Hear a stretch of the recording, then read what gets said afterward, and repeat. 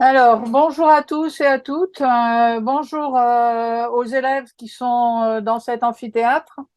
Charles Sélénis m'a présenté. Je peux dire que depuis que je le connais, j'ai vu que c'était quelqu'un d'obstiné dans les projets auxquels il tient. Et c'est certainement pour cela que je suis avec vous aujourd'hui. Donc, je vais intervenir. J'avais en principe 1h30. Je vais essayer de faire plus court puisqu'on a pris déjà plus d'1 heure de retard sur le programme. Je vais donc vous parler de la qualité de vie des enfants dans leur cadre de vie à partir d'un certain nombre d'éléments que nous avons pu travailler dans les recherches internationales, au CNESCO, dont j'assure la gouvernance, suite à la nomination de sa présidente comme rectrice de Martinique à partir du mois de mars, Nathalie Mons, donc que j'ai l'honneur à qui j'ai l'honneur de succéder pour piloter ce bel outil qu'est le CNESCO. J'en profite pour dire que la prochaine conférence de consensus du CNESCO a lieu la semaine prochaine. Tous les documents sont disponibles. Et pour vous montrer tout l'intérêt que nous portons aux élèves, en quoi le système éducatif contribue aux apprentissages, au développement des élèves, le thème, c'est l'évaluation en classe au service de l'apprentissage des élèves. Alors, j'en viens à ma présentation. Je vous ai indiqué ici les points que je souhaite aborder. La qualité de vie et le bien-être subjectif, de quoi parle-t-on? Je voudrais parler de l'enfant dans son environnement, du développement des premières années, de la qualité de vie des enfants de 6 à 18 ans, à partir d'une étude réalisée en métropole par l'UNICEF France en 2021, d'une étude mondiale Children World Survey à laquelle nous avons participé en métropole pour la France et qui intéresse beaucoup Charles Sélénis, qui voudrait reprendre des éléments au moins en Martinique. Qualité de vie et bien-être à l'école, et puis un point tout à fait important pour les enfants, les personnes qui prennent soin d'eux, parents, éducateurs, etc. Développement, éducation et facteurs de protection.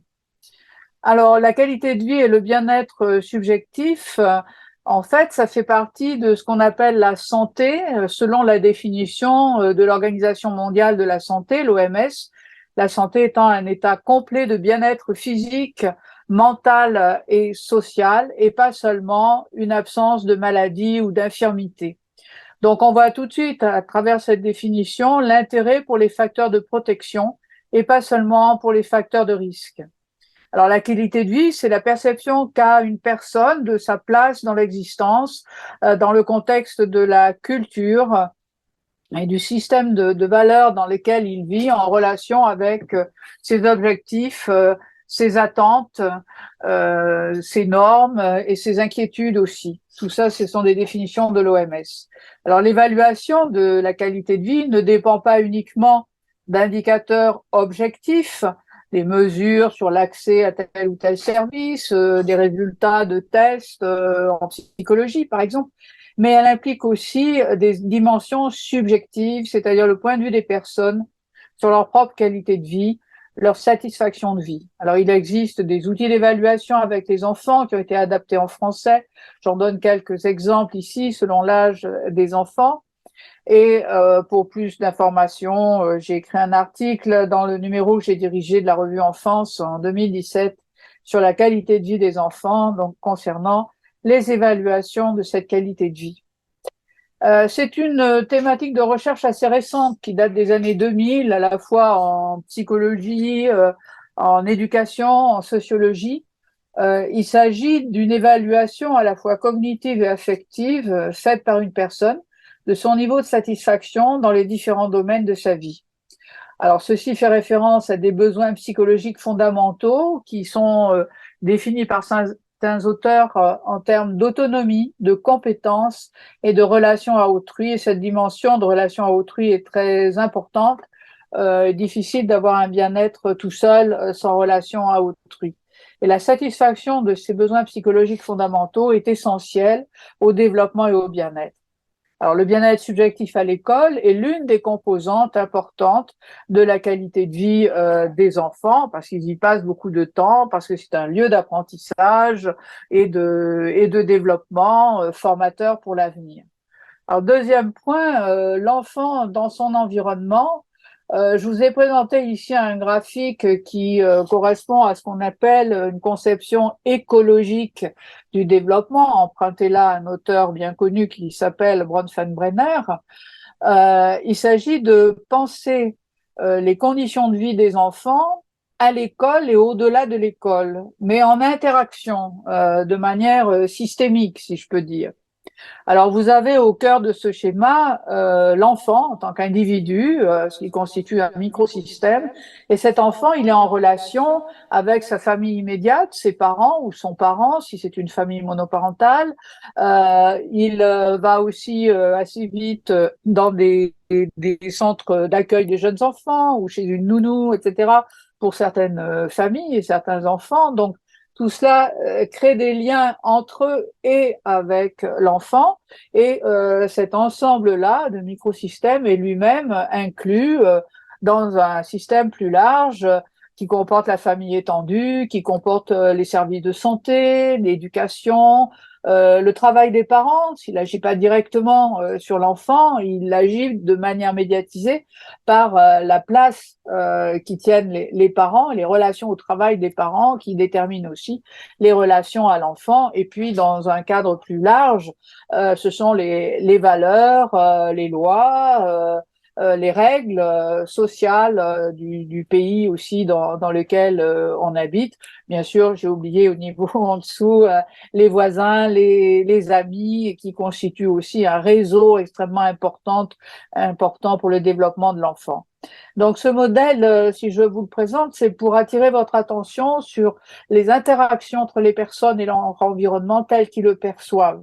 Donc je décline pas à nouveau les niveaux de ces systèmes, vous pouvez les voir. Alors s'ajoute à ces niveaux de l'environnement familial, scolaire, euh, culturel de l'enfant, ce qui est du ressort de ses compétences, de ses vulnérabilités aussi à l'enfant ou aux jeunes, et puis ce qui concerne les transitions dans les rôles qu'ils vont occuper dans leur environnement, jeunes enfants, élèves, copains, amoureux, apprentis, etc., etc. Et chaque système développe des rôles, des normes, des règles qui peuvent orienter le développement de l'enfant. Ils peuvent aussi être en contradiction les uns avec les autres, puisque les enfants grandissent dans des cadres de vie multiples, les parents, la famille, l'école, le quartier, les copains, et ces cadres de vie entretiennent des relations diverses entre eux, complémentaires, en accord les uns avec les autres, voire avec des valeurs qui peuvent être différentes, des modes éducatifs qui peuvent être quelquefois contradictoires. Alors la qualité des interactions détermine aussi la qualité de vie des personnes. Et aujourd'hui, je crois qu'on peut se féliciter du fait qu'on s'intéresse non seulement aux facteurs de risque, mais aussi depuis une vingtaine, une trentaine d'années à ce qu'on appelle les facteurs de protection du développement, ce qui souligne bien sûr l'importance des interactions quotidiennes qui vont faciliter les apprentissages tout autant que la santé physique et mentale des personnes et en particulier bien sûr des enfants. Donc avoir des interactions positives avec les personnes qui s'occupent de lui nourrit le cerveau des enfants, c'est démontré du point de vue neuropsychologique, comme le fait une alimentation saine et équilibrée. Je vous renvoie à un dossier que j'ai rédigé dans une revue récente de cerveau et psychologie en mai 2023.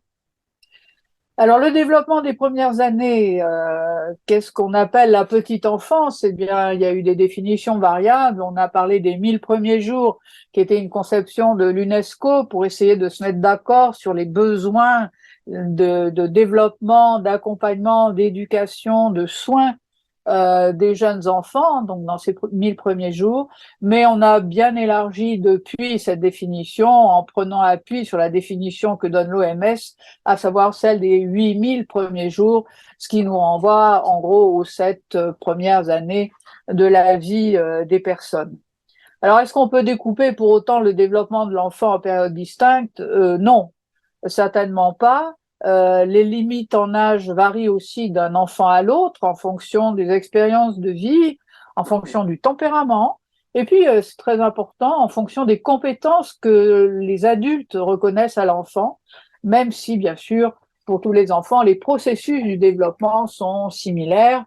Euh, on produit quelques mots avant de produire des phrases articulées. On a une préhension très large des objets avant de pouvoir exercer un contrôle moteur fin, etc., etc. Alors, on distingue aussi les périodes de la petite enfance, pardon, en fonction des structures d'accueil des enfants. 0-3 ans, c'est ce qu'on appelle les structures d'accueil petite enfance. Et puis ensuite vient le système scolaire, qui en France est distingué de la petite enfance, contrairement à d'autres pays de l'OCDE. Donc 3-7 ans, c'est l'âge de l'école maternelle, en gros, et 7 ans, ce qu'on appelle l'âge de raison, qui correspond à un certain niveau de développement cognitif, même si, bien entendu, c'est pas aussi brutal que cela, c'est pas pile à 7 ans qu'on acquiert, qu'on arrive à l'âge de raison. Alors, qu'on considère la petite enfance comme correspondant aux 1000 premiers jours de l'UNICEF ou de l'UNESCO, donc les 2 premières années, ou bien les 3000 premiers jours de la conception à l'âge de 7-8 ans, parce qu'il faut aussi considérer la vie fœtale, et c'est très important dans les questions de parentalité, d'aide au développement et d'aide aux parents et futurs parents, bien sûr. En tout cas, dans les deux cas, les objectifs sont communs. Les leviers d'action les plus pertinents par rapport à la définition des politiques publiques prénatales et périnatales demeurent sensiblement les mêmes. C'est une période où on a un important développement du cerveau et ce qu'on appelle aussi, du point de vue neuropsychologique, la plasticité neuronale, c'est-à-dire un cerveau qui est plus sensible aux modifications. C'est une période, par exemple, où il y a énormément d'élagage dans les connexions neuronales sous l'effet de ce qui est effectivement activé et de ce qui ne l'est pas. Ce qui ne l'est pas, eh bien, ce sont des connexions qui vont disparaître. On peut donner l'exemple du langage où tous les bébés sont capables de distinctions sonores qui existent dans toutes les langues et progressivement, dans la mesure où ils entendent une langue ou deux langues, les distinctions sonores des autres langues vont disparaître, ils ne vont plus les percevoir. Par exemple, des Japonais qui ne perçoivent pas les sons le et re, comme en français dans lampe et rampe, eh bien, pour les bébés japonais, cette distinction est encore possible, mais elle va disparaître s'ils n'entendent pas autour d'eux du français. Donc, le développement, c'est pas seulement un peu plus aujourd'hui qu'hier et moins que demain, c'est aussi de l'élagage, de l'inhibition, de la suppression de connexions qui ne sont pas activées. Alors, le développement n'est pas linéaire, il est fait d'avancées rapides, de stagnation, voire de régression, qui ne sont pas toutes problématiques. Et c'est pour ça aussi qu'il est difficile de suivre bien le développement, dans la mesure où il peut y avoir des régressions normales ponctuellement et d'autres qui ne le sont pas et qui doivent alerter. Alors, est-ce qu'on peut prévoir le développement? Oui et non. On peut le prévoir si on considère des statistiques sur une grande population, ça c'est possible. On sait que des difficultés dans un domaine langagier, oral, peuvent prédire en quelque sorte statistiquement des difficultés d'un certain type dans le langage écrit, par exemple. Ou des difficultés comportementales à un âge donné peuvent permettre de prévoir statistiquement d'autres types de difficultés, ou à l'inverse, des éléments positifs, des avances peuvent être prédictifs statistiquement du développement. En revanche, au niveau individuel, pour un enfant donné, non. On ne peut pas prévoir le développement de tel ou tel enfant. Mais on peut s'appuyer sur les données statistiques pour notamment mettre en place des actions de prévention, de prise en charge précoce en cas de difficultés repérées susceptibles de devenir des troubles. Et ce qui est important aussi, c'est de laisser aux enfants le temps de grandir sans les abandonner en quelque sorte dans des difficultés qui peuvent justement ensuite se transformer en troubles du développement. Alors la notion centrale du développement, ben, c'est le changement par rapport à la stabilité, par rapport à la continuité. Mais qu'est-ce qui change au juste? Bien sûr, les comportements. Pour appeler un parent à l'aide parce qu'on a besoin de lui, les pleurs, les cris du bébé sont tout à fait adaptés, il n'a pas tellement d'autres moyens. En revanche, à 10 ans et plus, on voit bien que d'autres comportements doivent être mis en œuvre pour aboutir au même résultat. Ce qui change aussi, ce sont les processus de traitement de l'information, ce sont les relations avec le monde physique et mental, des relations qui s'élargissent au-delà des expériences quotidiennes de proximité dans son lieu de vie. Ce sont les interactions sociales et les relations, les rôles sociaux avec des partenaires différenciés. Et puis les représentations du monde, oui, le soleil, il va se coucher, mais en fait, il va pas se coucher dans un lit. Voilà, donc cette révolution copernicienne qui a pris des millénaires aux êtres humains va prendre seulement quelques années pour que les enfants, avec l'aide de l'enseignement, comprennent un peu les mouvements respectifs des planètes, du système solaire dans leur vie quotidienne. Et puis ce sont les connaissances qui changent, les savoir-faire aussi.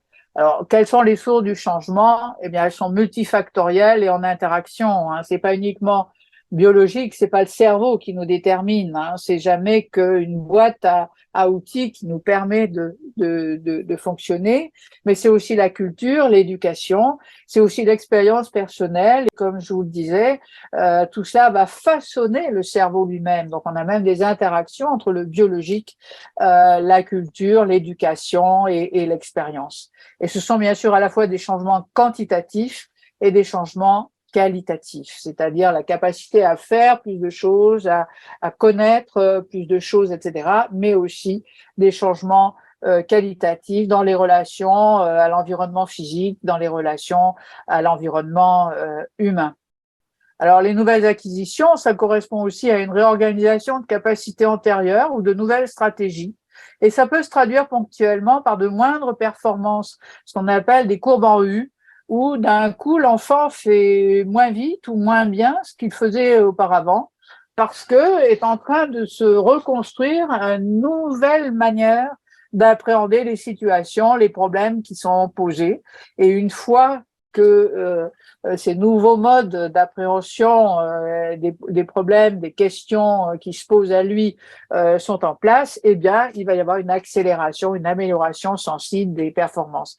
Ce qui fait dire que le développement, il avance un peu de façon biscornue, comme des vagues qui se chevauchent. Et bien sûr, de 0 à 7 ans, l'univers des enfants va s'élargir considérablement dans tous les domaines relationnels, connaissances, univers. Et je disais que l'apprentissage modifie la structure du cerveau, c'est largement démontré. Elle modifie les connexions entre les neurones, avec ce que je vous ai dit de la plasticité cérébrale. Elle va modifier l'anatomie des neurones et leur densité. Et donc, c'est vraiment important de souligner pour les éducateurs, au sens large, les parents, les professionnels, l'importance des expériences quotidiennes pour aider au développement, les interactions, les jeux, les langues, la découverte du monde, la manipulation des objets, le partage des émotions, la lecture, la musique, etc. Et ce développement cérébral facilite les acquisitions cognitives, le contrôle de nos actions, de nos sensations, de nos émotions. Donc, si on pouvait résumer ça, on pourrait dire que rendre l'enfant actif, c'est pas le mettre devant un écran qui va absorber de manière passive. Rendre l'enfant actif va nourrir son cerveau et c'est plus efficace que des jouets coûteux ou du temps passif devant un écran. Et on assiste à une modification du cerveau en profondeur. Par exemple, les aires sensorimotrices, le cortex auditif des musiciens n'est pas le même, c'est modifié par rapport à celui des non-musiciens. On pourrait faire la même démonstration, ça a été fait avec des chauffeurs de taxi sur leur capacité d'orientation, etc., etc. Mais ce processus de modification du cerveau qui se construit, il n'est pas donné d'emblée à la naissance, il va se construire sous l'impact des apprentissages, des expériences. Et ben, c'est un processus réversible en partie si l'apprentissage n'est pas entretenu. Donc, c'est un travail de longue haleine. Je voudrais dire un mot sur l'importance dans ces interactions de l'attachement, des émotions et des interactions sociales. Je renvoie pour cela à la théorie de l'attachement de John Bowlby, qui est un psychanalyste du XXe siècle. Dès la naissance, l'attachement se manifeste par le besoin de proximité et de protection. On le trouve aussi bien chez un certain nombre d'animaux. C'est d'ailleurs avec les animaux qu'on l'a mis en évidence, avec des mammifères, mais pas seulement, avec des oies, etc., en éthologie. Et on a pu l'identifier chez les jeunes enfants. C'est un besoin primaire au sens de premier. Ce besoin d'une relation stable et sécurisante avec une personne capable de partager ses émotions. Alors, c'est généralement la mère qui est le premier donneur de soins pour l'enfant, mais très vite, des attachements multiples vont se développer avec le papa, avec un frère, une sœur, avec un autre membre de la famille ou un personnel éducatif, une nounou, en crèche, etc., voire à l'école. Alors, les 2 tiers des enfants ont un attachement sécurisé, sécure, qui favorise l'autonomie, la qualité des relations sociales, le développement aussi des activités cognitives et langagières. Et la sécurité de l'attachement, elle est liée à la sensibilité du parent aux signaux émis par l'enfant, donc à ses émotions tout d'abord, et c'est aussi une capacité de contrôle et de compromis dans les relations avec l'enfant. Donc les 2 tiers des enfants ont un attachement sécure, c'est-à-dire qu'ils savent qu'ils peuvent compter sur une personne, en général la mère, pour partager leurs émotions, répondre à leurs besoins. Et par définition, 1 tiers des enfants n'a un attachement insécurisé avec différentes formes que je ne vais pas détailler ici. Alors, le cerveau du jeune enfant, il est tout à fait vulnérable et de 0 à 5 ans notamment, il est dominé par les émotions.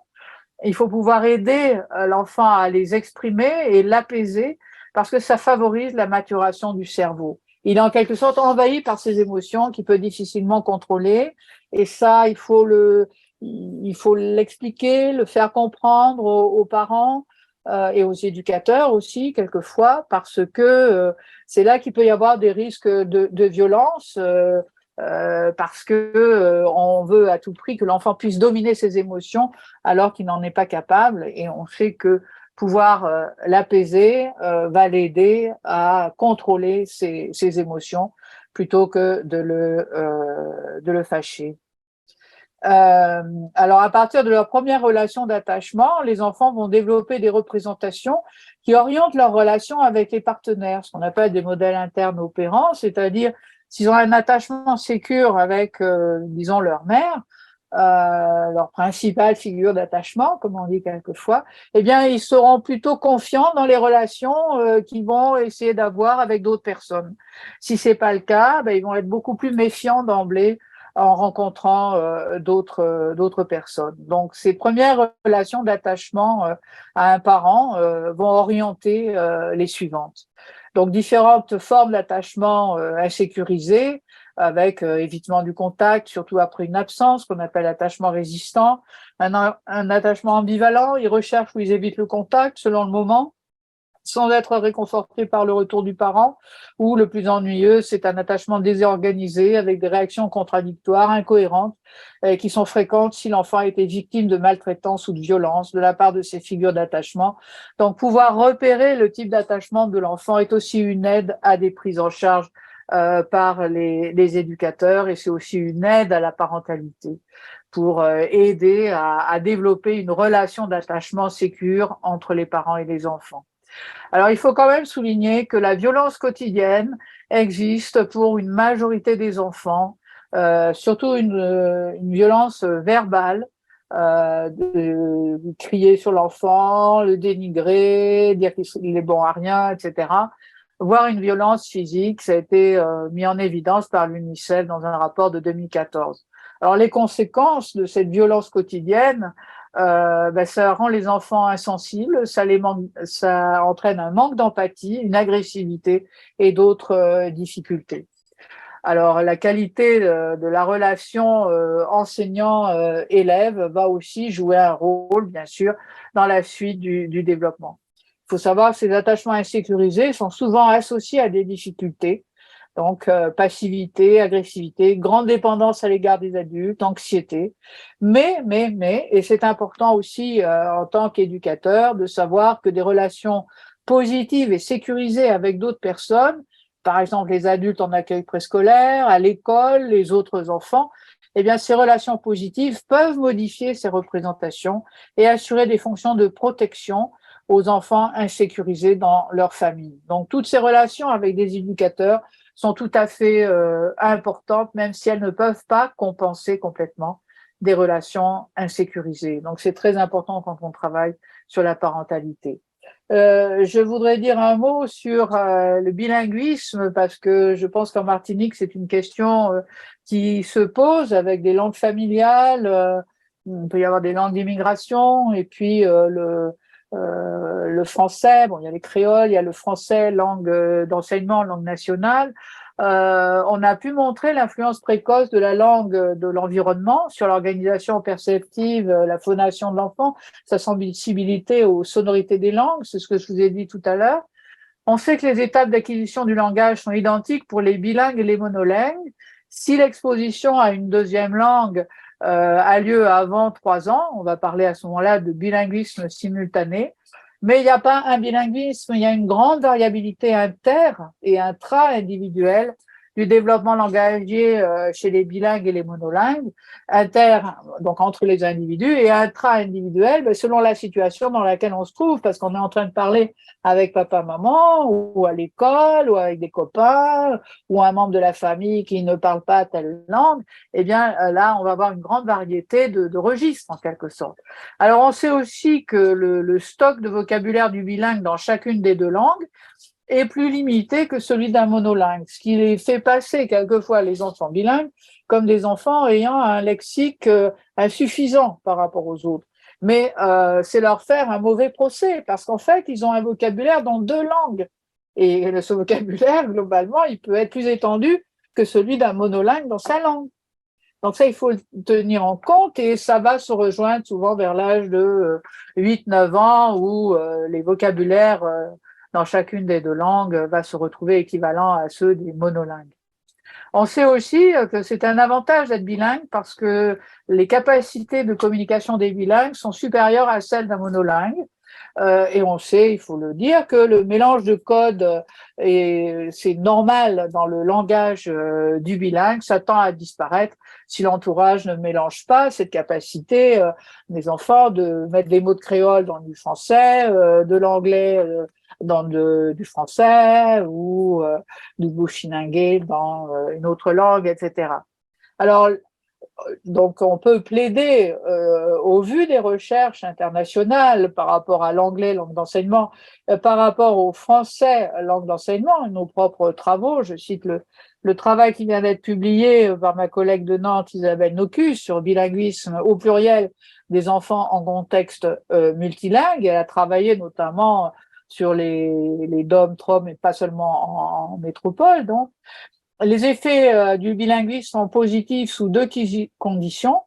Les langues doivent être suffisamment pratiquées parce qu'on a une interdépendance développementale, ce qu'on appelle un double seuil de compétences langagières. Entraîner la maîtrise d'une langue aide au développement et à la maîtrise de l'autre langue. Il faut avoir atteint un certain niveau dans l'une pour avancer davantage dans l'autre. Et plusieurs années de pratique des deux langues sont nécessaires pour des effets positifs sur le développement cognitif et la réussite scolaire.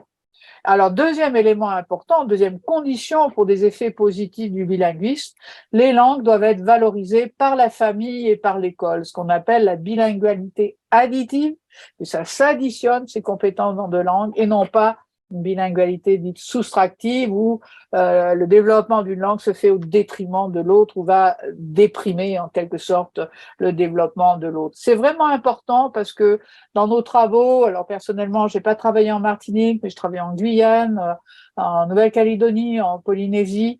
On a rencontré des parents qui évitaient de parler le créole ou une autre langue à leurs enfants de peur de les pénaliser, considérant que le français, langue d'enseignement, était la langue de la réussite et qu'il fallait laisser de côté les autres langues.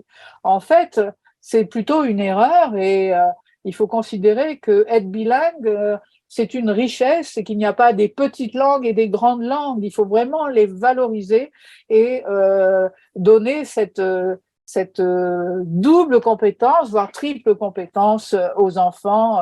C'est une aide à leur développement, à la réussite, et c'est aussi une aide à leur identité culturelle et linguistique, bien sûr. Et c'est un droit au sens de la Convention européenne des langues. Alors j'en viens maintenant à mon quatrième point, le point de vue des enfants de 6 à 18 ans sur leur vie. C'est l'analyse que nous avons faite, je vous donne la référence, tout ça est en ligne, euh, l'analyse que nous avons faite des réponses des 23 500 enfants de 6 à 18 ans consultés comme tous les 2 ans par l'UNICEF France, avec le titre La jeunesse à bonne école, parce que un focus était mis sur l'école.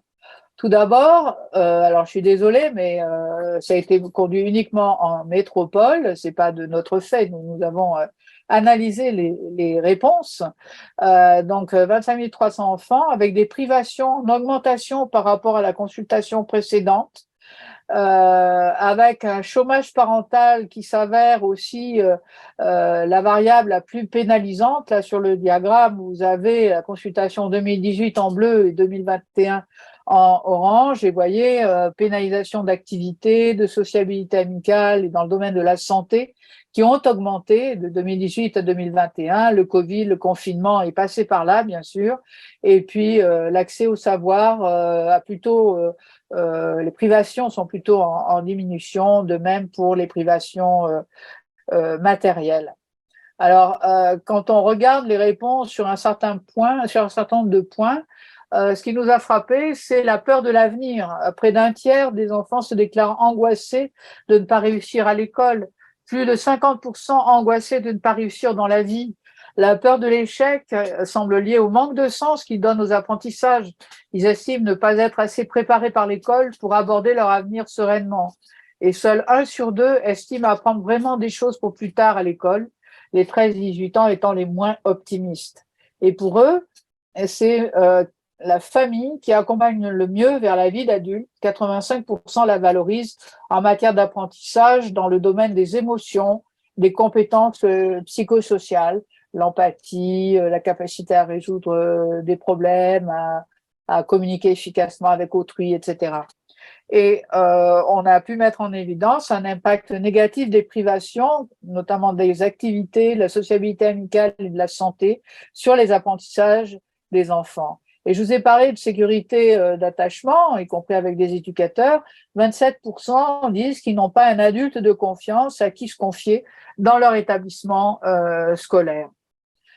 Un focus sur la santé. Plus de la moitié des enfants, c'était 2021, je le rappelle, se déclaraient inquiets par rapport au coronavirus. Ils manifestaient une souffrance psychique importante. Il leur arrive à 70%, 77% d'être tristes ou cafardeux, 53% de n'avoir plus goût à rien, 64% de perdre confiance en eux. 61% ont parlé de leur mal-être à leurs parents ou à un membre de la famille, mais seulement 35% ont pu rencontrer un médecin ou un psychologue pour en parler. Donc, vous voyez, beaucoup de travail à faire du côté des professionnels. Détresse et soutien psychologique, on observe des situations différentes pour les filles et les garçons. C'est plus fréquent pour les filles. C'est aussi plus fréquent chez les plus âgés, les 13-18 ans, par rapport aux 6-12 ans. Et alors, ce qui nous a vraiment interpellés, mais c'est concordant avec d'autres enquêtes sur la santé mentale en France et à l'étranger. C'est l'important mal-être chez les adolescents. Donc là, ce sont les 13-18 ans uniquement qui ont été interrogés. 27% déclarent qu'il leur est déjà arrivé de penser au suicide. 10% qu'ils ont déjà tenté de se suicider. Donc c'est vraiment important, mais ce sont des résultats qu'on retrouve dans d'autres études et pas seulement l'étude UNICEF. Et aussi la nécessité de faire attention au rapport des adolescents à l'alcool, puisque normalement, ils ne peuvent pas s'en procurer avant d'être majeurs, mais dans les faits, ils déclarent que ça n'est pas le cas pour un nombre assez important d'entre eux. D'où l'importance, la nécessité impérieuse que nous avons, me semble-t-il, collectivement, d'améliorer le bien-être subjectif des jeunes. Et j'utilise souvent cette citation d'une économiste de l'éducation, de l'École d'économie de Paris. Les politiques devraient prendre en compte l'influence indiscutable des facteurs psychologiques et culturels dans la perception du bien-être. Et comme ceux-ci sont en partie acquis à l'école et dans d'autres instances de socialisation, cela pointe de nouveaux aspects des politiques publiques liés aux aspects qualitatifs de notre système éducatif. Alors j'en viens à quelques données concernant Children's World Survey, CWS. Cette étude mondiale conduite par un consortium international a commencé dans 9 pays en 2009 et elle a impliqué en 2019 plus de 40 pays et près de 90 000 enfants, dont la France, mais uniquement pour la métropole. On avait espéré que la Martinique puisse se joindre à nous et Charles Sélénis a fait le maximum pour que ça soit possible, mais à l'époque, ça n'a pas pu être le cas. Donc c'est une enquête auprès des enfants de 8 à 12 ans. Vous avez là les pays qui ont participé à Children's World. Donc, c'est mon collègue Philippe Guimard de Nantes qui a piloté la collecte des données pour la France sur 3 sites, la région parisienne, la région de Nantes et la région de Rouen, auprès de 2200 enfants de 10 ans, filles et garçons, dans 132 classes de CM2 de 61 écoles publiques, REP et privées, en milieu rural et urbain. Le contenu de cette enquête, eh bien, ça concerne les activités quotidiennes des enfants, leur utilisation du temps et en particulier leur propre perception de leur bien-être dans différents domaines, pour la famille, les amis, l'école, etc. Et l'objectif de l'étude CWS, c'est d'améliorer le bien-être des enfants en sensibilisant à la fois les enfants qui répondent, leurs parents, les leaders d'opinion, les décideurs, les professionnels et le grand public. Alors, la méthodologie de Children's World Survey, c'est un questionnaire commun à tous les pays et des questionnaires supplémentaires, des questions supplémentaires qui peuvent être propres à chaque pays. Donc, il fallait s'engager, parce que c'est terminé maintenant, il fallait s'engager sur un questionnaire commun, une partie du questionnaire commun.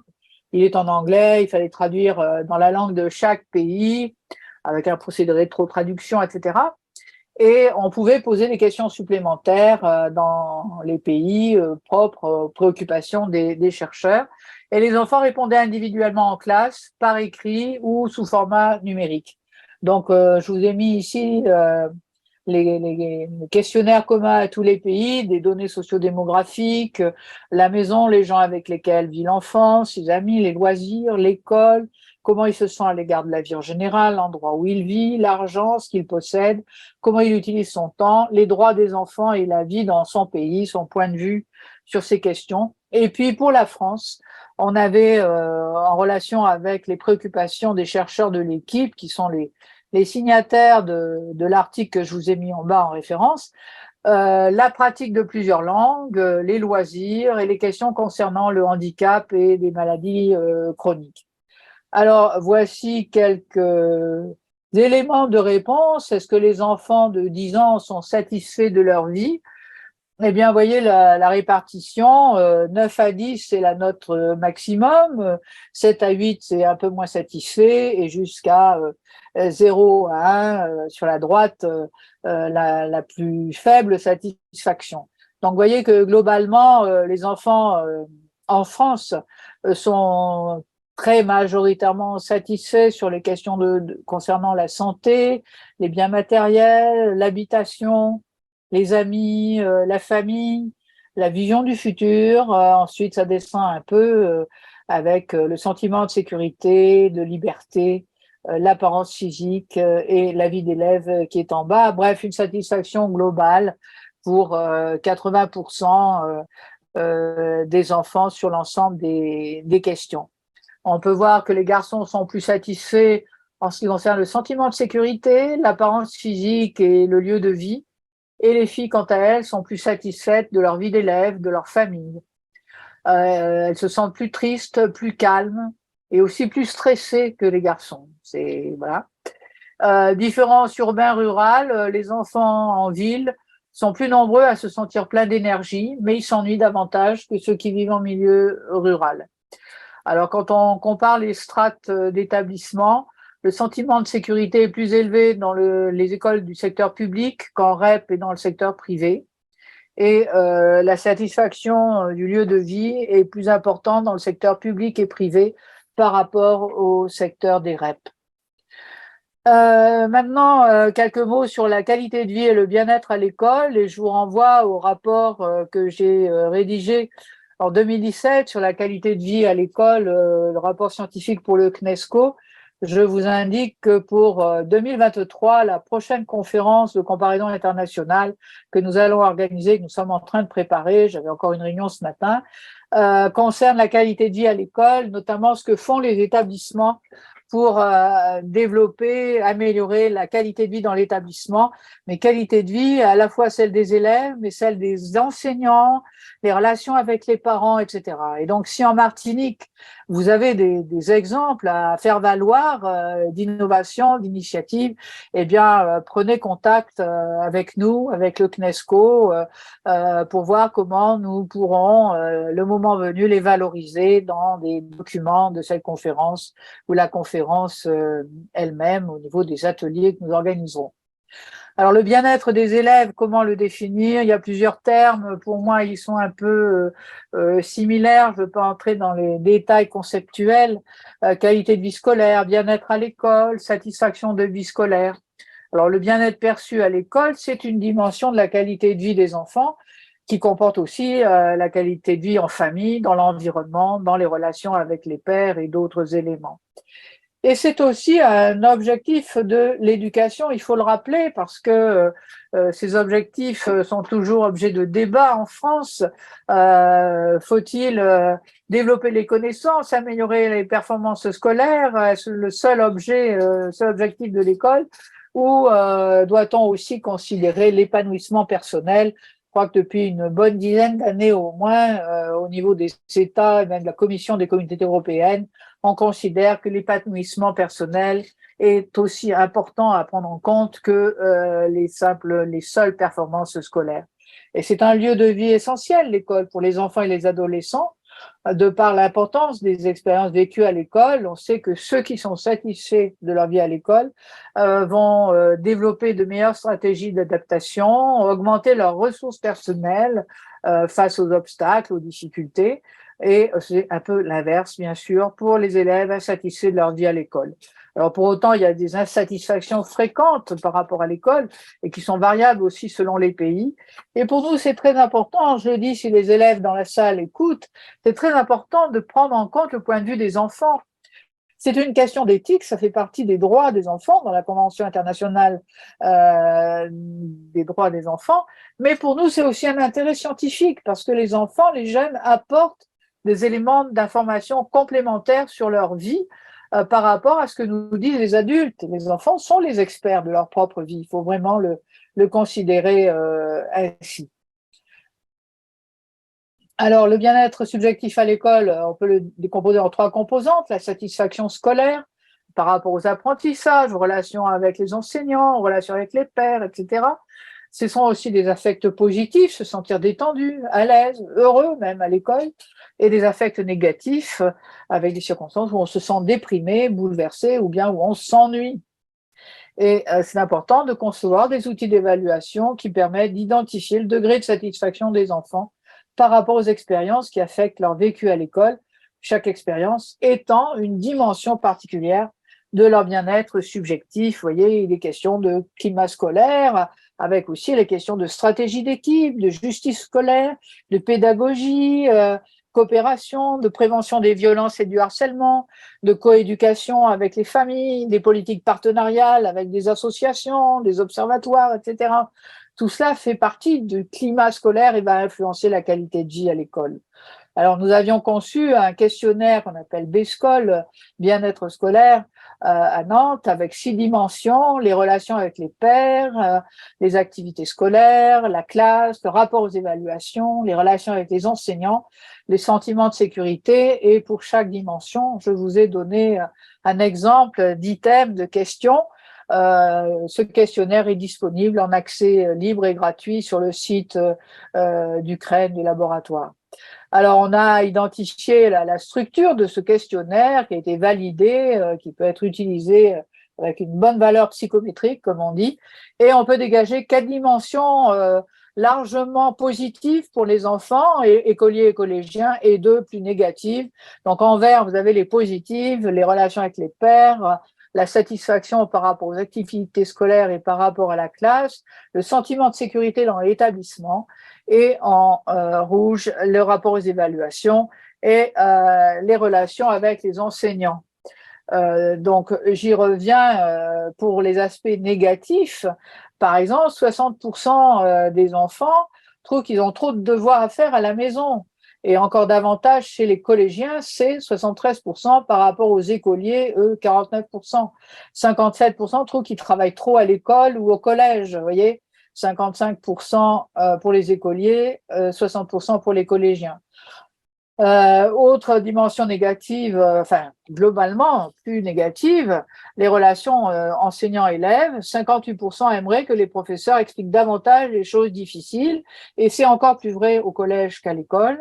50% trouvent que leur enseignant ne les félicite pas assez souvent, et c'est aussi encore plus vrai au collège qu'à l'école. Mais alors, la dimension la plus négative, c'est le rapport aux évaluations, d'où l'intérêt aussi de notre conférence de consensus du CNESCO la semaine prochaine sur l'évaluation en classe. Voyez, je vous laisse regarder les résultats. 66% ont peur d'avoir une mauvaise note. 60% à l'école, 75% au collège. 65% ont peur quand l'enseignant met un mot dans le cahier de liaison. Et là aussi, c'est encore plus vrai au collège qu'à l'école. 52% ont peur quand l'enseignant parle avec leurs enfants, avec leurs parents, pardon, parce que c'est généralement plutôt pour dire des choses négatives que pour dire que tout se passe bien à l'école. Et 50% ont peur de se tromper quand ils font des exercices, autant à l'école qu'au collège. Or, quand même, quand on apprend, par définition, c'est qu'on ne sait pas, excusez-moi d'être trivial, mais quand on apprend, par définition, on fait des erreurs. Donc l'erreur, elle fait partie du processus d'apprentissage. Et il n'y a pas lieu de la blâmer, il faut la comprendre, l'expliquer et aider les enfants, les élèves à dépasser leurs erreurs. C'est en cela que l'évaluation peut aider aux apprentissages. Alors, dernier point de mon intervention, concernant les relations entre développement et éducation et les facteurs de protection. Rappelons comment les jeunes enfants apprennent. Les apprentissages, on peut distinguer des apprentissages indirects et des apprentissages directs. On n'apprend pas seulement avec un enseignant qui vous enseigne quelque chose dans les apprentissages directs. On apprend dans les situations de la vie courante. On apprend dans les activités partagées, les repas, les jeux, le jardinage, les promenades, etc., etc. Toutes ces activités partagées, les jeunes enfants, ils apprennent d'abord des adultes qui s'occupent d'eux. Et ensuite, ils apprennent avec les enfants. Mais le premier apprentissage, c'est avec les adultes, même si ils vont aussi beaucoup imiter des enfants plus grands et des adultes aussi, pour jouer à la marchande, pour jouer, pour réaliser une action, pour shooter dans un ballon, etc. On apprend dans les situations de la vie courante. Ça veut donc dire toute l'importance des activités partagées entre les adultes et les enfants pour favoriser ces apprentissages indirects. en confiant aussi des rôles actifs aux enfants, que ce soit pour mettre la table, pour aider dans la vie de la famille, pour prendre la responsabilité dans un jeu à la hauteur des possibilités de l'enfant. Et puis bien sûr, il y a les apprentissages directs, de par la volonté de l'adulte d'enseigner des savoirs, des faits, des règles, des principes qui peuvent être des apprentissages culturels, des normes sociales, de la politesse, mais aussi des fonctions de tel objet, des relations entre les animaux qui font partie de la même famille des mammifères, etc., etc. Et il faut pouvoir traduire ces savoirs en connaissances procédurales, en savoir-faire. Il suffit pas de voir comment on lit, comment on apprend à lire, mais il faut aussi savoir lire. Donc, les connaissances procédurales. Donc, apprentissage indirect, il se passe aussi par ce qu'on appelle les capacités métacognitives, c'est-à-dire les réflexions sur sa propre activité, ce qui va développer les fonctions exécutives indispensables pour les apprentissages scolaires. Apprendre à planifier une action. On veut faire un puzzle, il est compliqué, eh bien, commence par exemple par faire le tour du puzzle avec les bords droits. Et puis après, tu essaieras de trouver le visage de l'ours parmi les pièces marron, etc. Donc, c'est un guide et on peut interroger l'enfant sur la manière dont il va lui-même planifier son activité après l'avoir aidé à planifier sa propre activité. C'est anticiper sur les choses à faire, organiser son activité, qu'est-ce que je dois faire d'abord et puis ensuite pour arriver à résoudre la tâche, le problème qui se pose à moi. Voilà l'importance du développement de ces capacités métacognitives. C'est pas toujours tout expliquer, c'est demander à l'enfant comment vas-tu t'y prendre pour résoudre ce problème. Eh bien, comment as-tu fait pour arriver à cette solution? Que ce soit un problème de mathématiques ou un puzzle ou démonter le vélo et remonter la roue ou que sais-je. Ça vaut pour toutes sortes d'apprentissages. Donc, les adultes et les enfants ont besoin de ces situations partagées de la vie courante, être attentifs aux mêmes éléments, observer, imiter, coagir, coagir ensemble. Et donc, c'est essentiel pour le développement du langage de parler avec les enfants, d'échanger. Donc, il faut aussi souligner l'importance du jeu pour apprendre, ce qu'on appelle apprendre à apprendre, avec les 3 WH, what to do, when, why and how, que faire, quand, pourquoi et comment. Voilà, ça doit guider vraiment notre aide aux apprentissages des enfants. Et puis, toujours sur les facteurs de protection, je ne saurais insister sur l'importance du sommeil pour apprendre. Les enfants et les adolescents qui m'écoutent, vous ne dormez plus assez. On sait qu'il y a une évolution du sommeil avec l'âge, à la fois dans le temps d'endormissement, dans les différentes phases du sommeil, léger, lent, profond, paradoxal, je n'ai pas le temps de développer. On sait que les besoins de sommeil d'un petit de 2 à 5 ans sont de l'ordre de 13 heures, dont 2 heures de sieste. Et la sieste n'empêche pas de dormir le soir. Les 6-12 ans, c'est plutôt 9 à 11 heures. Les adolescents, c'est plutôt 8 à 10 heures. Et on sait que la qualité du sommeil est amoindrie par la consommation d'écran, parce que ça, alors c'est du temps en moins bien sûr pour dormir si on est dans son lit devant l'écran, mais c'est aussi un retard à l'endormissement parce que la lumière de l'écran va empêcher le développement de la mélatonine dans le cerveau qui va favoriser l'endormissement. Donc, difficulté d'apprentissage, état dépressif, hyperactivité, obésité sont aussi les conséquences d'une consommation, d'une surconsommation d'écran. Et on a pu observer une baisse du temps de sommeil en 25 ans de l'ordre en moyenne d'1 heure, y compris chez les adultes. D'où l'importance, ça vaut pour la parentalité, ça vaut pour l'éducation scolaire, d'enseigner l'hygiène du sommeil et d'aménager des temps de repos à l'école. Il n'y a pas seulement que les petits qui doivent pouvoir faire la sieste, mais donner des temps de repos à la moitié de la journée, après une activité, avant d'en entamer une autre. C'est vraiment quelque chose d'important. Sur les écrans, vous connaissez probablement ces affiches, elles sont diffusées dans bien des endroits fréquentés par les enfants et les parents. Et ce sont des repères, évidemment, il ne faut pas le voir comme des bornes strictes, mais ce qui me paraît important de souligner, parce qu'on a quand même des enfants qui sont en France en moyenne 4 heures par jour devant un écran. Donc c'est autant de temps qu'on ne passe pas à lire, à jouer, à bouger, à taper dans un ballon, etc., à courir et autres. Et on sait que l'activité physique est indispensable pour grandir et pour apprendre. On apprend mieux en classe, par exemple, après la récréation, quand on s'est dépensé physiquement, que si on ne sait pas, on n'a pas fait d'exercice physique. Euh, et donc, plus que des bornes, c'est aussi limiter le temps d'écran, et ce, dès que les enfants sont petits, ne pas abandonner les enfants devant les écrans, choisir ensemble les programmes, inviter les enfants à parler de ce qu'ils ont vu ou fait, et puis encourager aussi leur création et leurs autres activités.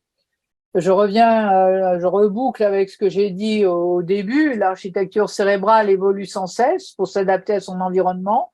Donc, importance de ces activités quotidiennes qui vont faciliter les acquisitions, la santé physique et mentale, l'importance des interactions, de toute cette vie, de toutes ces activités de la vie courante, qu'elles soient motrices, physiques, culturelles, langagières, des jeux de toutes sortes, pour partager des émotions, pour rire, pour faire des choses ensemble, fournir aux jeunes enfants des occasions régulières d'être actifs, de résoudre des problèmes avec l'aide d'un adulte qui guide lorsque c'est nécessaire, mais qui ne fait pas à la place de l'enfant, avoir des interactions positives avec les personnes qui s'occupent de lui, tout ça va nourrir son cerveau comme le fait une alimentation saine et équilibrée, c'est ce que je vous disais au début. Aider les enfants à grandir et développer leurs compétences pour demain, c'est les protéger, mieux assurer leur qualité de vie, quelles que soient les contraintes qui pèsent sur leur développement, que ces contraintes soient du handicap, des maladies, de la précarité ou des difficultés familiales. Et donc, tout ceci ne peut que plaider pour une formation actualisée des professionnels de l'enfance et de l'éducation. J'en terminerai là avec les références que j'ai utilisées dans cette présentation. Et puis, pour aller plus loin, quelques couvertures de livres récents, de rapports que j'ai publiés ou auxquels j'ai participé, ou l'empathie à l'école, je n'y suis pour rien. C'est un ouvrage de mon collègue Omar Zana dans mon labo. Voilà ce que je voulais vous dire, et je peux éventuellement répondre à quelques questions si nous en avons le temps.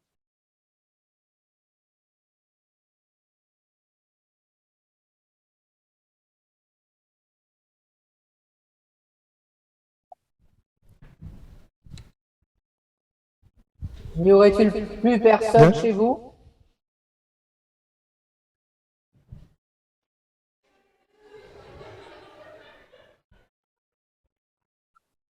Alors, je vois une image en régie qui semble être plutôt la salle, avec des personnes au-delà des premiers rangs que je n'arrive pas à distinguer. Et Alors, est-ce que oui, certaines là, je d'entre vous, t'entends. certains d'entre vous ont à dire? Il y a quelqu'un qui s'agite au fond de la salle, qui lève les bras. Agnès?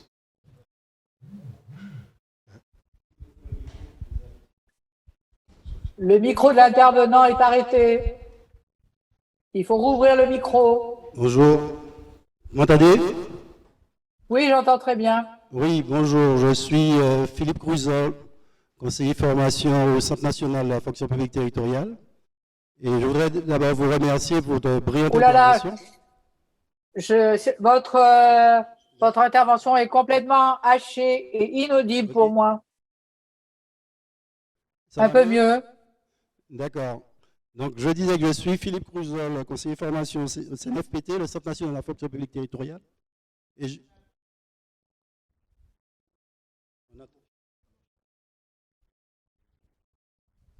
Non, j'entends pas. Il y a peut-être trop d'écrans allumés. J'arrête ma vidéo, peut-être que j'entendrai mieux. Vous m'entendez là? Oui. Ça va? Là, j'ai arrêté ma vidéo pour vous entendre. Ça va mieux, d'accord. Donc je reprends. Donc je suis du Centre national de la fonction publique territoriale, conseiller formation. Et je voudrais tout d'abord vous remercier pour votre brillante intervention, hein. Et c'est dommage qu'il n'y ait pas suffisamment de parents dans la salle, hein, pour entendre ça, pour entendre ce discours, hein, cette conférence. Alors moi, ma question va porter sur 3 sujets. Alors d'abord, que pensez-vous lorsque nous sommes en situation d'apprentissage, de l'apprentissage en mode de pensée concentré et l'apprentissage en mode de pensée diffus?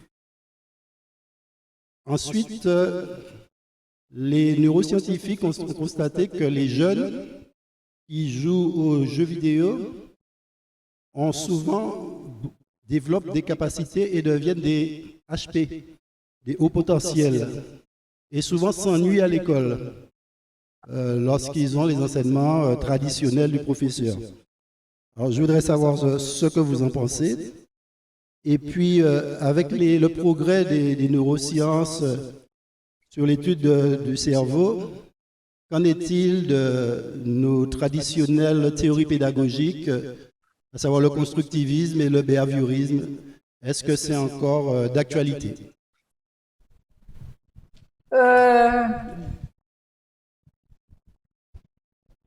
Sur la première question, je ne suis pas une spécialiste de cela et j'aurais du mal à vous répondre, sinon que on parle aussi d'apprentissage incident. Il arrive régulièrement qu'on apprenne sans des choses imprévues, sans être concentré sur une tâche, mais généralement on a démontré qu'il vaut mieux être concentré sur une tâche. Et l'un des problèmes que nous avons dans les cadres scolaires, c'est que les enfants sont souvent mis en attention partagée. Un exemple très simple, on leur demande à la fois de regarder au tableau, d'écouter ce que dit un enseignant, de noter quelque chose sur leur feuille et éventuellement de regarder ce qui se passe à côté. Ils regardent ce qui se passe à côté. Donc c'est ce qu'on appelle l'attention partagée, qui est extrêmement difficile et on n'est pas dans les meilleures conditions pour apprendre. En plus, sur les questions d'attention, on voit que la fréquentation importante des écrans, je ne parle pas des jeux vidéo, je parle des écrans au sens large, avec des séquences extrêmement brèves, font que les enfants peuvent avoir plus de difficultés à maintenir leur attention sur un enseignement un peu plus long où leur attention va être sollicitée un peu plus que quelques minutes. Ce qui amènerait à repenser aussi les pauses nécessaires dans des alternances d'activités pour les enfants au cours d'une séquence de classe. Quand vous parlez des jeux vidéo, je ne pense pas qu'on ait pu démontrer que on devenait haut potentiel en jouant à la vidéo. On peut être haut potentiel et jouer au pas en vidéo. On peut être haut potentiel ou pas et s'ennuyer à l'école. Ce sont des choses tout à fait indépendantes. Ça a été aussi démontré, même si je ne suis pas une spécialiste des hauts potentiels, quoique ayant l'occasion d'en côtoyer, comme Joseph Chauvanec, avec qui j'étais en interaction dans une récente table ronde pour la FCPE à Paris, qui lui est effectivement haut potentiel. Je crois que ce sont des choses indépendantes. En revanche, ce qu'on peut dire, c'est que les jeux vidéo peuvent s'avérer extrêmement utiles. Ils sont d'ailleurs utilisés dans des psychothérapies. Ils peuvent être extrêmement utiles pour un certain nombre d'enfants parce qu'ils peuvent les aider à surmonter l'échec. En général, vous n'arrivez pas à la solution finale la plus élevée du premier coup. Vous allez rencontrer des échecs, devoir recommencer pour refranchir une nouvelle étape, etc.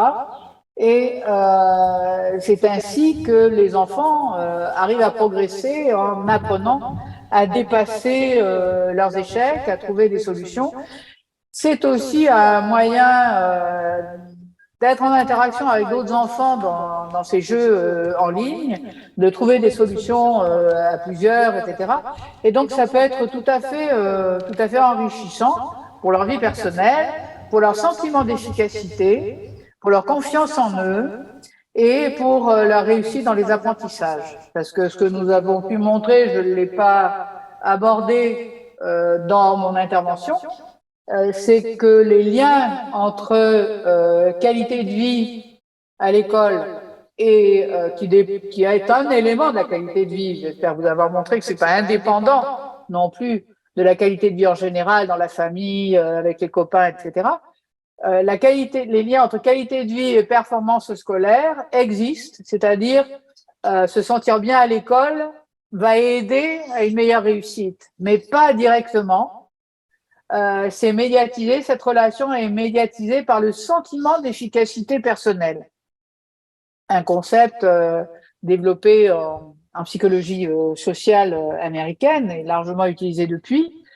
Donc c'est en favorisant ce sentiment d'efficacité personnelle qu'on va pouvoir améliorer les performances, donc en ayant assuré une meilleure qualité de vie scolaire, des encouragements, plus de bienveillance et une aide aux apprentissages. L'enfant gagne en confiance en lui et ne renonce pas d'emblée en considérant qu'il est nul en maths ou dans une autre matière, mais qu'au contraire, il va pouvoir y arriver en fonction des efforts et des progrès qu'il a fait. Alors, si c'est ça, un changement pédagogique, oui, je pense que ces conceptions-là, qui ne relèvent pas que de la neuropsychologie, loin de là, mais des avancées en psychologie du développement, en psychologie sociale, dans d'autres domaines, oui, ça doit nous amener à faire évoluer la pédagogie en rendant les enfants plus actifs. Les enfants aujourd'hui ne sont plus prêts à suivre passivement un cours enseigné par un enseignant du haut de son estrade. C'est pas le procédé le plus efficace pour aider un maximum d'enfants à apprendre. Ce qui est quand même le but premier, me semble-t-il, de l'éducation et de l'école. C'est pas seulement faire distinguer les plus performants pour sélectionner une élite, ça on sait faire. C'est aussi aider un maximum d'enfants à apprendre, à progresser, à devenir efficaces, à se sentir efficaces. Sinon, c'est un énorme gâchis. Oui, bonjour. Denis Sainte-Rose, je me présente, ancien secrétaire général de la FCPE, Fédération de conseil de parents d'élèves, coordinateur de la mission de lutte contre le décrochage scolaire sur le bassin, mais aussi animateur UNESCO. Alors, je tenais à vous remercier de l'intervention. Alors, sur j'ai une question. Sur les différents questionnaires, est-ce que vous avez identifié les élèves à haut potentiel et aussi les élèves en difficulté, disons un profil 10 par rapport à cela? Et par rapport à tous les éléments à apporter, est-ce qu'il y a une réflexion à apporter sur les institutions de formation des enseignants? Et bien entendu, je compte énormément sur l'observatoire parental pour pouvoir apporter ces élèves de formation-là. Après, est-ce que vous avez travaillé aussi sur la partie biochimie au niveau du cerveau et du développement des adolescents, notamment sur la notion d'apprentissage? Parce que j'ai beaucoup apprécié la notion de ludique, où lorsque je discute souvent avec certains enseignants, où ils sont très allergiques à cet axe d'accompagnement pédagogique. C'est ce que j'ai été vite parce que les élèves vont partir, mais je voulais qu'ils puissent entendre mes questions. En tout cas, merci beaucoup. Merci pour votre question. Je ne peux pas répondre entièrement. D'abord parce que pour des raisons méthodologiques et d'administration de la preuve, on ne peut pas tout faire dans une même étude. Il existe par ailleurs des études sur des enfants à haut potentiel versus d'autres. On a parlé d'épidémie des hauts potentiels, c'est-à-dire que il y en a beaucoup plus que ce qu'on peut trouver en réalité, hein, des enfants à haut potentiel. Dès qu'un enfant s'ennuie à l'école, on a tendance à considérer peut-être un peu trop rapidement qu'il est à haut potentiel. C'est pas tout à fait le cas. Il y a des indicateurs assez précis et des outils d'évaluation des enfants à haut potentiel, de même qu'il y en a pour des troubles des apprentissages comme les troubles 10, dyslexie, dyscalculie, dysgraphie, etc. Donc tout ça existe et la littérature est abondante sur ces sujets et peut se trouver aisément sur les bases de données bibliographiques. Ce qu'on a pu montrer, c'est que la qualité de vie des enfants en situation de handicap à l'école, je dis de handicap au sens très large, est plutôt moins bonne sur un certain nombre d'aspects que les enfants, que celle des enfants tout venant. Mais c'est pas une réponse directement à à la question que vous posez. Ce qu'on peut dire quand même, c'est qu'on a beaucoup progressé sur le repérage des troubles 10 avec un meilleur accompagnement. Alors, ça reste défectueux, certainement, dans certaines zones. On a des difficultés à avoir des consultations rapidement en cas de troubles d'apprentissage. C'est certain qu'il faut davantage de moyens d'accompagnement, mais les outils existent et le développement de ces enfants-là est relativement bien connu, comme celui des enfants à haut potentiel. Et il existe aussi toutes sortes d'enfants à haut potentiel. On va continuer. Je vais pouvoir vous quitter en vous remerciant. Merci Agnès, c'est surtout nous qui te remercions, hein. Donc, tout le monde aura compris dans la salle que ce n'est qu'un début de collaboration avec toi. Enfin, début, on a commencé depuis un moment d'ailleurs, hein. Ouais. Et je vous invite à... Oui. Je vous invite à aller non seulement sur le site du CNESCO, où vous allez trouver toutes sortes de documents sur toutes sortes de sujets qui peuvent vous intéresser, mais à consulter aussi le site de l'APPEA, l'association que je préside. Vous pouvez accéder en replay à des webinaires. Alors, ça s'adresse plutôt à des psychologues, mais ça touche à toutes sortes de sujets concernant le développement, les handicaps, l'accompagnement aussi bien des hauts potentiels que des enfants avec des troubles du développement. Voilà, des enfants ayant leur développement propre, particulier. Voilà. Au revoir à tous et tous mes encouragements pour la suite. À bientôt. À bientôt. Alors, je profite aussi pour dire à tous et à toutes qu'en fait, Mme Florin a parlé de l'enquête qualité de vie de l'enfant Children's World Survey. Et c'est une enquête sur laquelle nous sommes en train de progresser en Martinique, hein, et nous espérons que nous allons pouvoir, dans les prochains temps, la réaliser en Martinique. Parce que bon, on a des points de repères internationaux, et ça n'empêche que nous avons besoin de nos propres références martiniquaises. D'accord ? Voilà, alors on est obligé d'avancer au pas de course, la technique nous ayant fait défaut au départ, donc elle tient le coup pour l'instant. On va passer tout de suite la parole à M. Dino, hein, qui va nous entretenir de questions de culture, d'acculturation, d'éducation. Hein. Et donc, Moïse, à toi la parole. Je te cède ma place.